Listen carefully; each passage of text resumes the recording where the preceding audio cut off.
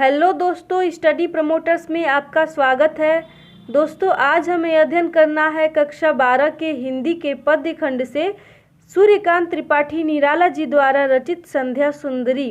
दोस्तों, यदि आप हमारे चैनल पर नए आए हैं तो चैनल को सब्सक्राइब कर लें और बेल आइकन को दबा दें, जिससे कि आने वाले सभी वीडियो का नोटिफिकेशन सीधे आप तक पहुँचे। तो चलिए शुरू करते हैं इस कविता को। इस कविता में कवि प्रकृति का मानवीकरण करते हुए कहते हैं कि दिवसावसान का समय मेघमय आसमान से उतर रही है, वह संध्या सुंदरी परी सी धीरे धीरे धीरे। दिवसावसान का समय, कवि संध्या को एक नायिका के रूप में प्रस्तुत करते हैं और कहते हैं कि वह संध्या सुंदरी दिवसावसान का समय अर्थात दिन ढलने का समय, अर्थात कवि कहते हैं कि दिन ढलने का समय अर्थात संध्या हो चुकी है और मेघमय आसमान से उतर रही है। और मेघमय आसमान अर्थात बादलों से भरा आकाश, और बादलों से भरे आकाश से वह उतर रही है। कौन उतर रही है?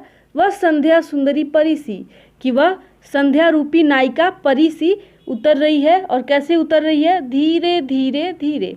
वह संध्या सुंदरी रूपी नायिका मेघमय आसमान से धीरे धीरे जमी पर उतर रही है। और तिमिरांचल में चंचलता का नहीं कहीं आभास, मधुर मधुर है दोनों उनके अधर, किंतु जरा गंभीर नहीं है उनमें हास विलास। तिमिरांचल अर्थात अंधकार। और फिर कवि कहते हैं कि तिमिरांचल में चंचलता का नहीं कहीं आभास, कि उस अंधकार में चंचलता का कहीं भी आभास नहीं हो रहा है। अर्थात कवि कहते हैं कि जो संध्या सुंदरी है वह अन्य स्त्रियों के जैसे चंचल नहीं है। और मधुर मधुर हैं दोनों उनके अधर, अधर अर्थात होठ। अर्थात कवि कहते हैं कि उनके दोनों होठ मधुर हैं, अर्थात उनमें थोड़ा मधुर है और वो थोड़ा उनके होठों पर थोड़ा मुस्कान है, किंतु जरा गंभीर नहीं है उनमें हास विलास। और फिर कवि कहते हैं किंतु वह जो संध्या रूपी नायिका हैं उनके अधरों पर थोड़ी मुस्कुराहट है, किंतु उनमें अट्ठाहास नहीं दिखाई दे रहा है, अर्थात वह थोड़ा गंभीर दिखाई दे रही हैं। चलिए अगले पंक्ति को देखते हैं।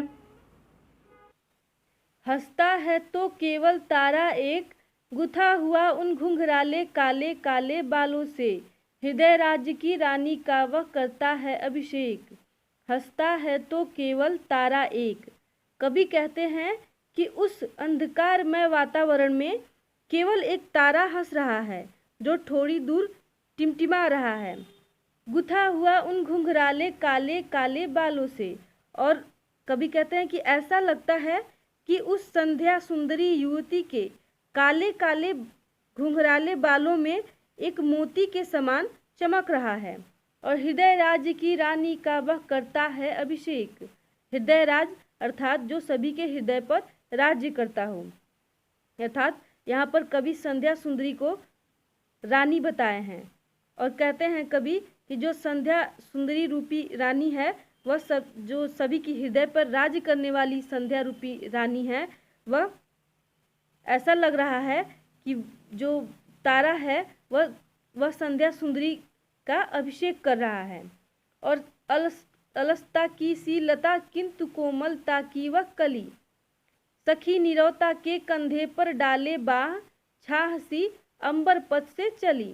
अलसता की सी लता अर्थात कवि कहते हैं कि जो संध्या सुंदरी रूपी नायिका है वह आलस्य से भरी हुई हैं और वह बार बार अंगड़ाई लेकर अपना आलस्य प्रकट कर रही हैं।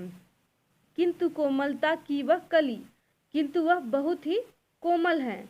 और सखी नीरवता के कंधे पर डाले बाह, और वे जो संध्या रूपी नायिका हैं वे अपनी सखी नीरवता के कंधे पर हाथ रखकर छाह सी अंबर पथ से चली।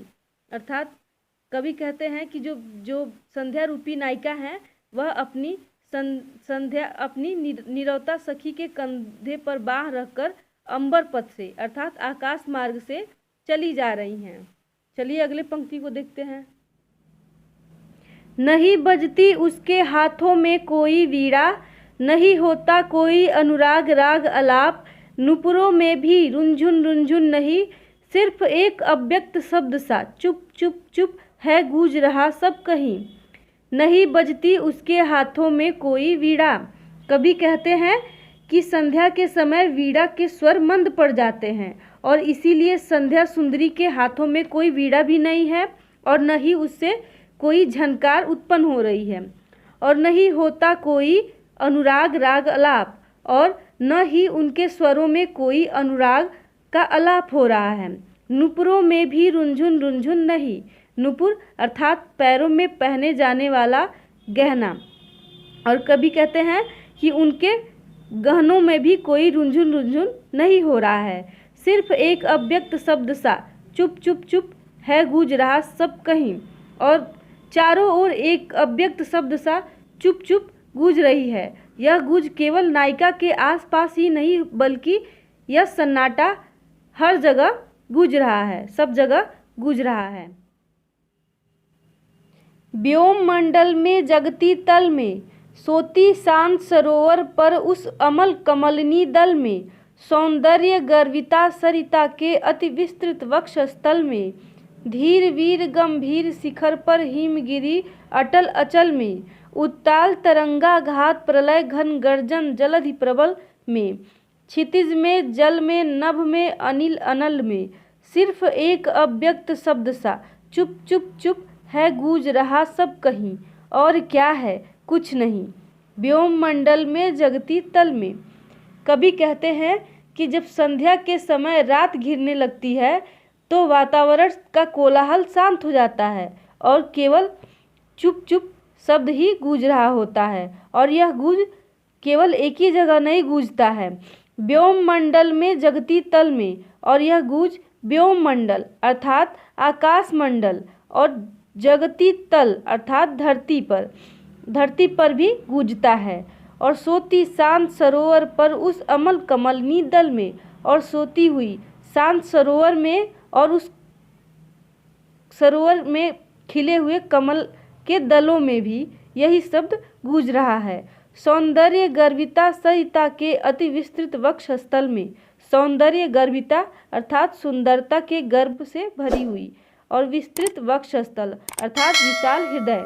और यह गूंज उस सौंदर्य का अभिमान करने वाली नदी के विशाल हृदय में भी गूंज रहा है। और धीर वीर गंभीर शिखर पर हिमगिरी अटल अचल में, और बर्फ से आच्छादित गंभीर पर्वत हिमालय भी मौन होकर तपस्या में लीन है। उत्ताल तरंगा घात प्रलय घन गर्जन जलधि प्रबल में, उत्ताल तरंगा घात अर्थात ऊंची ऊंची तरंगों वाला, अर्थात कवि कहते हैं कि ऊंची ऊंची लहरों से युक्त प्रलय के समान गर्जन करने वाले सागर में भी यही शब्द गूंज रहा है।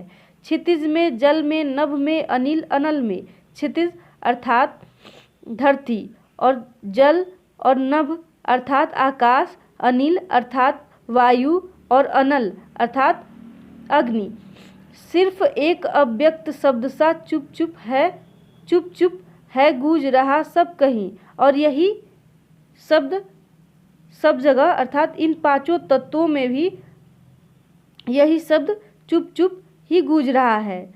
और क्या है, कुछ नहीं। और इस ध्वनि के अतिरिक्त और कुछ नहीं है। चलिए अगले पंक्ति को देखते हैं। मदिरा की वह नदी बहाती आती, थके हुए जीवों को वह सस्नेह प्याला एक पिलाती, सुलाती उन्हें अंक पर अपने, दिखलाती फिर विस्मृति के अगणित मीठे सपने। अर्धरात्रि की निश्चलता में हो जाती जब लीन, कभी का बढ़ जाता अनुराग, विरहा कुल कमनीय कंठ से आप निकल पड़ता तब एक विहाग।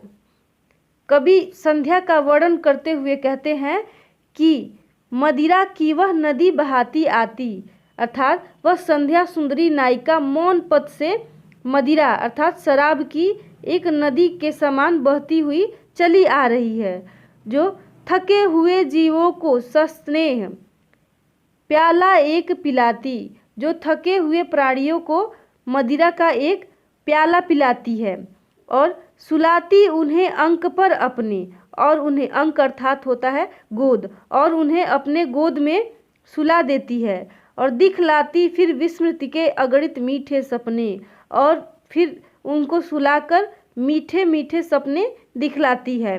अर्धरात्रि की निश्चलता में हो जाती जब लीन, और वह संध्या सुंदरी आधी रात की निश्चलता में जब विलीन हो जाती है, उस समय कवि का बढ़ जाता अनुराग, और उस समय कवि का अनुराग और भी बढ़ जाता है। और विरहा कुल कमनीय कंठ से आप निकल पड़ता तब एक विहाग, विरहा कुल अर्थात विरह में व्याकुल, और फिर कवि विरह में व्याकुल कमनीय कंठ अर्थात कोमल कंठों से, अर्थात कवि के जब विरह कुल में व्याकुल हो जाते हैं तो उनके कंठ से स्वतः ही एक विहाग फूट पड़ता है, अर्थात विहाग अर्थात होता है विरह का राग, अर्थात कवि के कंठ से विरह का राग फूट पड़ता है। दोस्तों, इस प्रकार यह कविता समाप्त होता है। हमें आशा है कि आपको यह कविता ज़रूर पसंद आया होगा। यदि पसंद आया है तो लाइक करें, कमेंट करें और शेयर करें। मिलते हैं अगले वीडियो में।